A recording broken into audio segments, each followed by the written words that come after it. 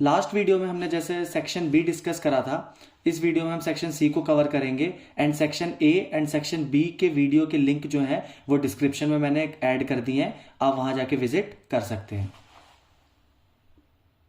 Question number 26 section C का, area of a sector of central angle 120 degree of a circle is 462 centimetre square. तो हमें area of sector given है कितना 462, वो हमें क्या पूछ रहा है, find the length of the corresponding arc of this sector. तो हमें लेंथ का सीधा फॉर्मूला लगा के वैल्यू निकालनी है, एकदम सो इजी क्वेश्चन करते हैं। तो डायग्राम बना लेते हैं। हमें जो सेंट्रल एंगल दे रखा है वो कितना दे रखा है 120 degree, O A B C naming कर देते हैं। तो एरिया ऑफ सेक्टर कितना गिवन है हमें 462 सेंटीमीटर स्क्वायर। तो एरिया ऑफ सेक्टर का फॉर्मूला क्या होता है, theta upon 360 into pi r square is equal to 462। तो थीटा में कितना दे रखा है 120 बाई 360, पाई की वैल्यू डालते हैं 22/7, रेडियस हमें नहीं पता, इज इक्वल टू 462। सारी वैल्यू उधर शिफ्ट कर देते हैं, 12 3 जा 36, तो r square is equal to 462 into 3 into 7 upon 22। तो 22 21 जा 462, तो r square is equal to कितना आ गया हमारा 21 इंटू 21, 7 3 से कितना 21, तो रेडियस हमारी कितनी आ गई 21 सेंटीमीटर। अब हमें क्या बताना था, लेंथ ऑफ आर्क मतलब ए बी सी। तो लेंथ ऑफ आर्क का फॉर्मूला क्या होता है हमारा, theta upon 360 into 2 pi r. तो थीटा हमारा कितना दे रखा है 120 degree upon 360 into 2 into 22/7 into r कितना है हमारा 21। तो 12 3 जा 36, 3 7 जा 21, 7 से 7 कट गया, तो हमारा कितना आ गया 44 सेंटीमीटर। तो लेंथ ऑफ आर्क हमारी कितनी आ गई 44 centimetre. Question number 27, if x sine cube theta plus y cos cube theta is equal to sine theta cos theta and x sin theta is equal to y cos theta, then proof that x square plus y square is equal to 1। और यहाँ पे बच्चों y cos theta है, CBSE की तरफ से misprint था, बहुत बच्चों के तो गलत भी हो गए होंगे, मार्क्स भी कटेंगे अब, ठीक है, तो आपको देख के करना है। तो x sine cube theta plus y cos cube theta is equal to sine theta into cos theta and x sine theta is equal to y cos theta हमें गिवन है। हमें क्या बताना है, x square plus y square is equal to 1, ये हमें क्या करना है प्रूफ करना है। तो इस वाली इक्वेशन को देख लेते हैं, x sine theta is equal to y cos theta. तो हम क्या कर लेंगे, साइन थीटा को एज इट इज यहीं रहने दो, इस कॉस को ले आओ डिवाइड में और y और इस x को ले जाओ उधर डिवाइड में। तो यहां से हम रेशियो की फॉर्म में क्या कर लेंगे, ऑन कंपेयर साइन थीटा की वैल्यू हमारी कितनी आ गई y और कॉस थीटा की वैल्यू हमारी कितनी आ गई x। अब इसको हम फर्स्ट इक्वेशन में पुट कर देते हैं, x sine cube theta plus y cos cube theta is equal to sine theta into cos theta. तो x की वैल्यू हमारी कितनी है cos theta into sine cube theta, plus y की वैल्यू हमारी कितनी है sine theta into cos cube theta is equal to sine theta into cos theta. Common ले लेंगे साइन थीटा कॉस थीटा, तो यहाँ पे क्या बचेगा हमारा साइन स्क्वायर थीटा प्लस यहाँ पे क्या बचेगा cos square theta is equal to sine theta into cos theta. तो साइन थीटा से sine theta cos theta cut गया, sine square theta plus cos square theta is equal to 1, और sign theta को मैं y भी लिख सकता हूं तो y का स्क्वायर प्लस कॉस थीटा को मैं x भी लिख सकता हूं तो x का स्क्वायर इज इक्वल टू 1। तो x square plus y square is equal to कितना आ गया 1, हैंस प्रूव्ड।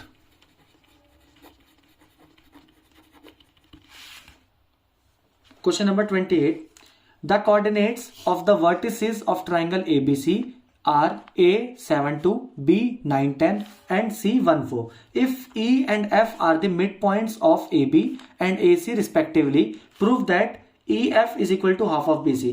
तो सीबीएसई वालों ने क्या करा कि कोऑर्डिनेट ज्योमेट्री और ट्राइंगल को मर्ज करके क्वेश्चन बना दिया। क्या दे रखा है कि एक ट्राइंगल है जिसकी 3 वर्टिसेस दे रखे ए बी सी, उनके कोऑर्डिनेट्स गिवन है और ई और एफ क्या है, मिड पॉइंट्स है ए बी और ए सी पे। हमें प्रूफ करना है कि ई एफ जो होगा वो हमारा क्या होगा, हाफ ऑफ बी सी। तो पहले डायग्राम बना लेते हैं। ए बी सी और ई एफ हमारे क्या हो गए, mid points E and F.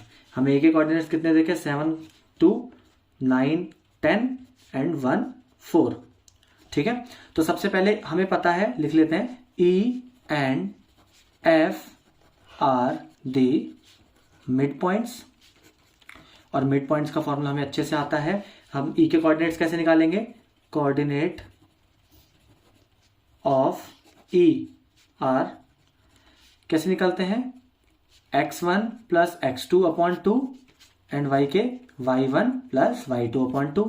तो x क्या हो गया, x1 हमारा कितना है, 7 plus 9, 7 plus 9 by 2 and y हमारा कितना हो गया, 2 प्लस 10 बाई 2।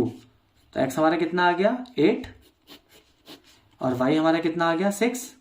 तो e के हमारे कोऑर्डिनेट्स कितने आ गए, 8, 6। सेम ऐसी कोऑर्डिनेट निकाल लेते हैं f के, coordinate of F R, same formula लगाएंगे। तो x इज इक्वल टू क्या हो जाएगा, 7 प्लस 1 बाई 2 और y is equal to 2 plus 4 by 2। तो x हमारा कितना आ गया, 8 बाई 2 मीन्स 4 और y is equal to 6 by 2 means 3। तो हमारे पे f के कोऑर्डिनेट्स कितने आ गए, 4, 3। हमें प्रूफ क्या करना था, E F is equal to half of B C. तो सिंपल है, पहले हम ई एफ का डिस्टेंस निकाल लेते हैं, बी सी का डिस्टेंस निकाल लेते हैं, देन वैल्यू पुट करके देखते हैं कि प्रूफ होता है। तो E F is equal to क्या फॉर्मूला होगा, x2 माइनस x1 का square plus y2 minus y1 का स्क्वायर। तो x2 हमारा हम पहले कोऑर्डिनेट्स लिख लेते हैं, ई हमारा क्या है 8, 6 और f हमारा कितना है 4, 3। तो x2 माइनस x1 4 माइनस 8, 4 का स्क्वायर कितना हो गया 16 प्लस 3 माइनस 6, 3 का स्क्वायर कितना हो गया 9। तो 16 प्लस 9 25, 25 स्क्वायर रूट कितना 5। तो ई एफ हमारा कितना आ गया 5 यूनिट्स। ऐसे ही हम बी सी का निकाल लेते हैं, सेम फॉर्मूला लगाएंगे, x2 माइनस x1 का square plus y2 minus y1 का स्क्वायर। तो बी के हमें कोऑर्डिनेट्स कितने रखे हैं, 9, 10 और सी के हमें कोऑर्डिनेट्स कितने रखे हैं, 1, 4। तो B C is equal to कितना हो गया, 1 माइनस 9 8, 8 का स्क्वायर कितना 64 प्लस 4 माइनस 10 मीन्स 6 का 36। तो B C is equal to कितना आ गया 100। तो बी सी हमारा कितना आ गया 10 यूनिट्स। हमें इक्वेशन क्या दे रखी थी, E F is equal to half of B C.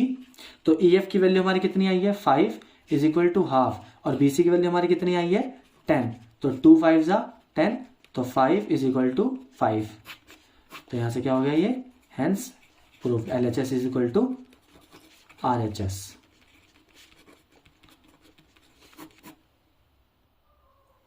Question number 29, solve the following quadratic equation for x, 9x square minus 6b square x minus a4 minus b4 is equal to 0।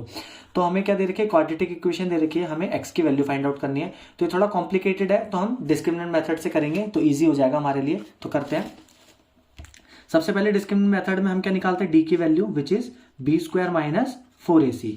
तो b हमारा कितना, minus का 6b square का whole square minus 4, a कितना हमारा 9 और c कितना हमारा माइनस a4 माइनस b4। ठीक है, तो कितना हो जाएगा 36b4 माइनस का 9 4 जा 36 और ये कितना हो जाएगा positive minus minus a4 minus b4।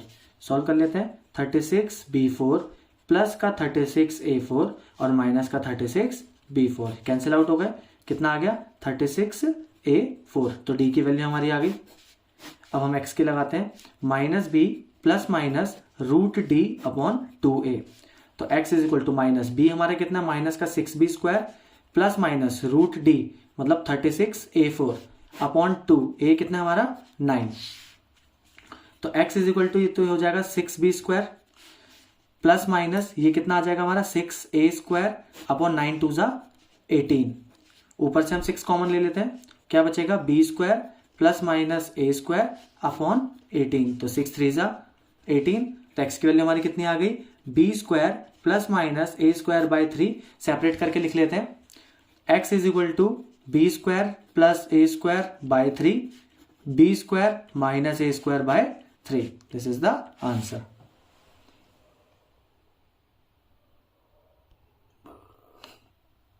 Question number 29 का और part, solve the following quadratic equation for x. Same ऊपर जैसा है, 1 upon x plus 1 upon 2p plus 1 upon 2q is equal to 1 upon x plus 2p plus 2q। तो हम इसमें भी same discriminant method लगाते हैं, करते हैं। सबसे पहले इसको सॉल्व करने की कोशिश करते हैं। एलसीएम लेंगे, यहाँ पे कितना आ जाएगा, x 2p और 2q। तो x सेम है तो यहाँ पे क्या बचा, 2p into 2q plus 2p same है तो क्या बचा, x 2q प्लस x और 2p is equal to 1 upon x plus 2p plus 2q। Cross multiplication कर लेते हैं, कितना हो जाएगा, पहले 4pq plus 2qx plus 2px upon नीचे कितना हो जाएगा, 4pqx is equal to 1 upon x plus 2p plus 2q। अब करते हैं क्रॉस मल्टीप्लाई, कितना हो जाएगा, 4pq plus 2qx plus 2px। ये डिवाइड में उधर मल्टीप्लाई में चल जाएगा, x plus 2p plus 2q is equal to 4pqx। अब क्या करेंगे, एक एक करके मल्टीप्लाई करते हैं। तो 4pqx plus 8p square q plus 8pq square plus 2qx square plus 4pqx plus 4q square x plus 2px square plus 4p square x plus 4pqx is equal to 4pqx। तो 4pqx तो हमारा direct cut गया। अब हम करते हैं separate, तो 2px square को अलग अलग लेते हैं, 2px square plus 2qx square. Line डालते जाना कि कंफ्यूजन हो, डबल ना लिख दो तुम, प्लस फिर 8pqx, हमारा ये 4pqx और 4pqx हमारा कितना बन गया, 8pqx plus 4p square x plus 4q square x, तो 4p स्क्वायर x और 4q स्क्वायर x इसे भी ले लिया, plus 8p square q plus 8pq square is equal to 0।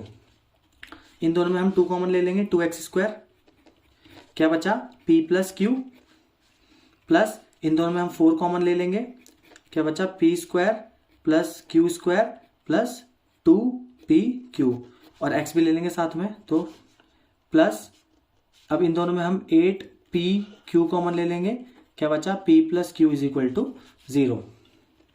अब पहले इसको यहाँ पे a प्लस बी का होल स्क्वायर बना देते हैं, तो p प्लस q प्लस 4, देखो a square plus b square plus 2ab मतलब p प्लस q का होल स्क्वायर और x as it is, plus यहाँ पे हमारा 8pq और p plus q is equal to 0। अब पूरी इक्वेशन में हम क्या कर लेंगे, 2p प्लस q को हम ले लेंगे कॉमन, तो हमारे पे क्या बचा, x square plus 2x p plus q plus 4pq is equal to 0। इसको ले जाएंगे हम डिवाइड में, तो हमारे पे क्वाड्रेटिक इक्वेशन आ गई, x square plus 2x p plus q plus 4pq is equal to 0। तो ये हमारी आ गई क्वाड्रेटिक इक्वेशन। अब हम सॉल्व करते हैं इसको डिस्क्रिमिनेंट मेथड से। तो हमारा लिख लेते हैं एक बार, x square plus 2x p plus q plus 4pq is equal to 0। तो x इज इक्वल टू क्या होता है, minus B plus minus root D का फॉर्मूला क्या होता है, B square minus 4ac upon 2a। तो x is equal to minus b, minus का 2x 2p plus q, x तो x के कोफिशिएंट आएंगे, plus minus root b square हमारा कितना है, 2p प्लस q का होल स्क्वायर माइनस का 4a हमारा कितना है 1 और c हमारा कितना है 4pq अपॉन 2, a कितना है हमारा 1। तो x इज इक्वल टू कितना हो जाएगा, माइनस का 2p plus q plus minus under root, तो 2 का स्क्वायर कितना हो गया 4p प्लस क्यू का स्क्वायर और माइनस का कितना हो गया ये 4 इंटू 4p क्यू अपॉन 2। तो x is equal to minus का 2p plus q plus minus, अब दोनों में 4 कॉमन आ रहा है तो रूट से बाहर आएगा तो क्या बचेगा ओनली 2। अब यहाँ पे a प्लस बी का होल स्क्वायर खोल देते हैं तो p square plus q square plus 2p Q और माइनस का 4p क्यू, क्योंकि एक 4 तो हमारा कॉमन आ गया बाहर, डिवाइडेड बाय 2।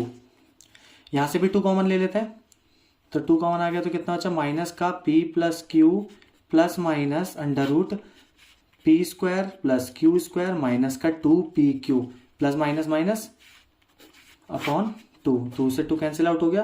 तो x इज इक्वल टू क्या बचा हमारे पे, माइनस का p plus q plus minus, ये भी हमारा फॉर्मूला बन रहा है p square plus q square minus का 2p क्यू, मतलब p माइनस क्यू का होल स्क्वायर, रूट से ये कट गया। तो x इज इक्वल टू कितना आ गया, माइनस का p plus q plus minus p minus q. अब सेपरेट कर लेते हैं, x is equal to minus का p plus q plus p minus q और x is equal to minus का p प्लस क्यू और माइनस का p माइनस क्यू। तो x is equal to minus का p माइनस का p q plus का p और माइनस का q। तो हमारा p से p कट गया तो x की वैल्यू हमारे यहाँ से कितनी है, माइनस का 2q। ऐसे यहाँ से कर लेते हैं, माइनस का p माइनस का q माइनस का p और प्लस का q, ब्रैकेट खोलना मत भूलना, नेगेटिव है तो सारे साइन चेंज हो जाएंगे। तो हमारे यहाँ से q से q कट गया, x के लिए यहाँ से कितने हैं, माइनस का 2p। This is the answer. Question number 30, cards marked with number 3, 4, 5 to 50 are placed in a bag. One card is drawn at random from the bag. Find the probability that number on the card drawn is first divisible by 7, second a perfect square and third one is a multiple of 6। तो सबसे पहले हम एक एक करके outcomes निकालते हैं और फिर प्रोबेबिलिटी निकाल देते हैं। तो हमारे पे नंबर्स मार्क्ड कहाँ से हैं, 3, 4, 5 to 50। तो यहाँ पे पहले हम लिख लेते हैं टोटल आउटकम्स। तो टोटल आउटकम्स हमारे कितने हो गए, 48, 50 माइनस 2। ठीक है, तो फर्स्ट क्या कह रहा है, प्रोबेबिलिटी ऑफ डिविजिबल बाय 7। तो हमारे आउटकम्स क्या क्या हो जाएंगे, 7, 14, 21, 28, 35, 42 एंड 49। तो टोटल कितने हो गए, 7 by 48। Next probability of perfect square. तो परफेक्ट स्क्वायर हमारे कौन कौन से हो गए, 4, 9, 16, 25, 36 एंड 49। तो टोटल कितने हो गए, 6 बाय 48। एंड थर्ड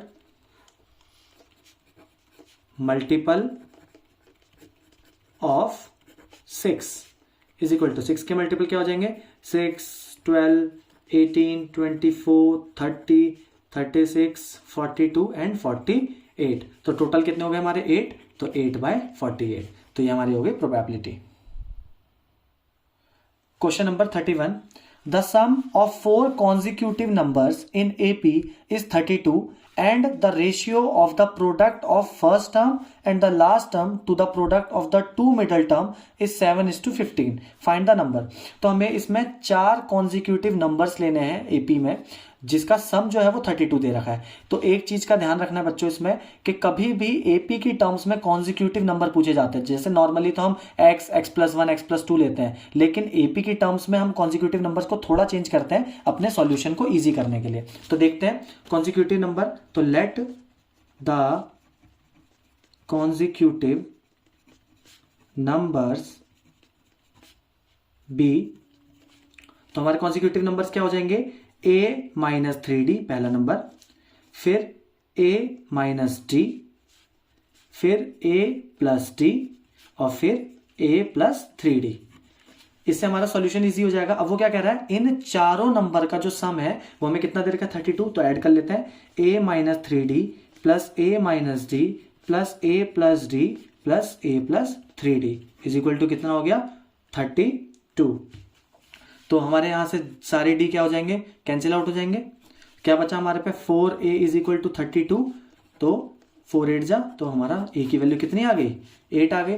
ठीक है, और हमें क्या बता रखा था कि एक्सट्रीम टर्म मतलब जो हमारी फर्स्ट और लास्ट टर्म का रेशियो मतलब a माइनस 3d और a प्लस 3d इन दोनों का product upon middle two terms का प्रोडक्ट a माइनस डी और a प्लस डी, इनका जो रेशियो दे रखा था वो हमें कितना दे रखा था 7/15।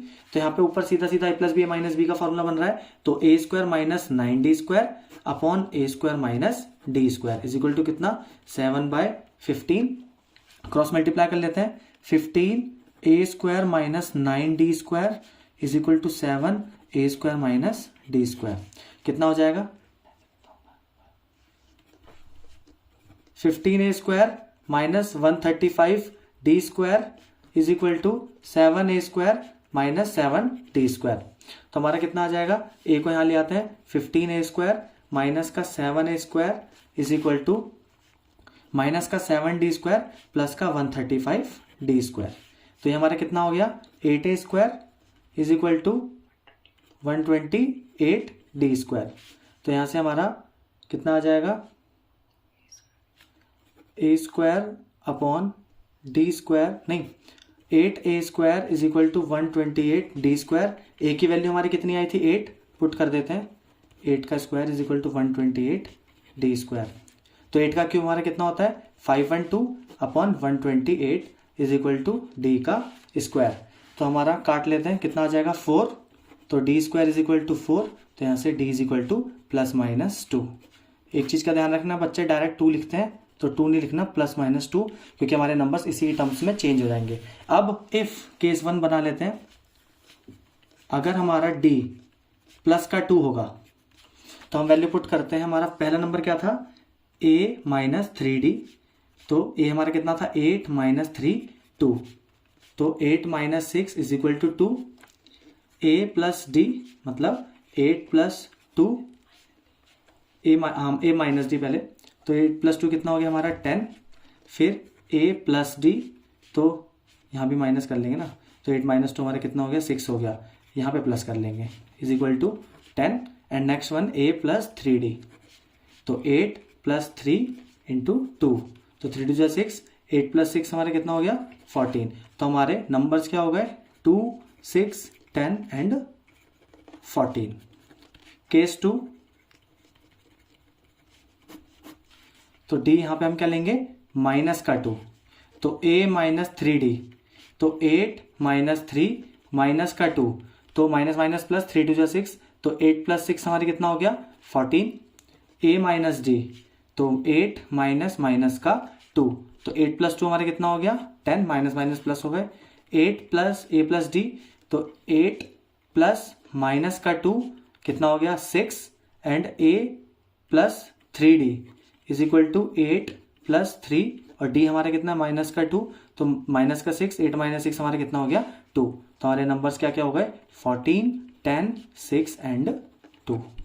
This is the answer. Question number 31 का और पार्ट देख लेते हैं। The sum of n terms of an AP is 3n square plus 5n, find the AP, also find its 15th term. इसमें बच्चे बहुत कंफ्यूज होते हैं कि एपी दे नहीं रखी, टर्म्स निकालनी है। तो सबसे पहले जो हमें एसएन दे रखा है उसमें हमें खुद से n1 n2 की वैल्यू पुट करके हमें खुद एपी फॉर्म करनी पड़ेगी, फिर हम 15th टर्म भी इजिली निकाल लेंगे। देखो कैसे, जो एसएन दे रखा है वो हमें कितना दे रखा है 3n स्क्वायर प्लस 5n। तो अगर मैं n1 पुट करता हूं तो जो मेरा s1 आएगा वो कितना आ जाएगा 3, 1 का स्क्वायर प्लस 5 1, तो हमारी फर्स्ट टर्म हमारी कितनी आ गई 8 सम s1। n2 पुट करते हैं तो s2 हमारा कितना आ जाता है 3, 2 का स्क्वायर प्लस 5 2, तो कितना हो गया 4 3 12 प्लस 10, तो कितना हो गया हमारा 22। नेक्स्ट n3 लेते हैं तो s3 इज इक्वल टू 3, 3 का स्क्वायर प्लस 5 3, तो 3 का स्क्वायर 9, 9 3 18 और 15 27 प्लस 15 कितना हो गया हमारा 42। ठीक है, तो अब हमें एक चीज पता है, जो हमारा S1 होता है वो हमारा A1 के बराबर होता है, तो जो हमारी फर्स्ट टर्म हो गई वो हमारी कितनी हो गई 8, और जो हमारा A2 होता है वो हमारा क्या होता है S2 माइनस S1। इन फॉर्मूलों का ध्यान रखना है। तो S2 हमारा कितना है 22 माइनस 8 विच इज 14। तो हमारे पे A1 A2 निकल गया, तो अब यहां से हम D निकाल लेते हैं। D का फॉर्मूला क्या होता है? A2 minus A1। तो A2 माइनस A1 हमारा कितना हो गया? 14 माइनस 8 इज इक्वल टू 6। ठीक है, तो यहां से हमारा A 15th टर्म निकालनी है। तो 15th टर्म हमारा क्या फॉर्मूला होता है? A plus 14D direct. तो A हमारा कितना है? 8 प्लस 14, D हमारा कितना है? 6। तो 8 प्लस 14 6 जा 84, तो हमारा कितना आ गया? 92। तो 15th टर्म हमारी कितनी आ गई? 92। This is the answer. और केस बेस्ड स्टडी के जितने भी क्वेश्चंस हैं सेक्शन डी की, इसकी मैं एक सेपरेट वीडियो बना दूंगा आपके लिए, क्योंकि वीडियो बहुत लेंथी हो गई, बच्चे देखते नहीं है। तो सेक्शन डी की मैं एक अलग से वीडियो बना दूंगा, जरूर देख लेना। तो इसी के साथ हम सेक्शन सी एंड करते हैं। नेक्स्ट वीडियो में हम section D case study discuss करेंगे। बच्चे बहुत उलझते हैं उन क्वेश्चंस में, तो वो बहुत इजी भी होता है। मैं आपको बहुत इजी वे में समझाने की कोशिश करूंगा।